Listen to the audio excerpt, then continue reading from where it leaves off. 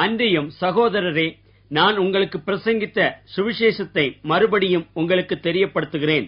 நீங்களும் அதை ஏற்றுக்கொண்டு அதிலே நிலைத்திருக்கிறீர்கள். நான் உங்களுக்கு பிரசங்கித்த பிரகாரமாய் நீங்கள் அதை கைக்கொண்டிருந்தால் அதனாலே நீங்கள் ரட்சிக்கப்படுவீர்கள். மற்றபடி உங்கள் விசுவாசம் விருதாவாயிருக்குமே. நான் அடைந்ததும் உங்களுக்கு பிரதானமாக ஒப்புவித்ததும் என்னவென்றால், கிறிஸ்துவானவர் வேத வாக்கியங்களின்படி நமது பாவங்களுக்காக மரித்து அடக்கம் பண்ணப்பட்டு வேத வாக்கியங்களின்படி 3ஆம் நாளில் உயிர்த்தெழுந்து கேபாவுக்கும் பின்பு 12 தரிசனமானார். அதன் பின்பு அவர் 500 பேருக்கு அதிகமான சகோதரருக்கும் ஒரே வேளையில் தரிசனமானார். அவர்களில் அநேகர் இந்நாள் வரைக்கும் இருக்கிறார்கள், சிலர் மாத்திரம் நித்திரை அடைந்தார்கள்.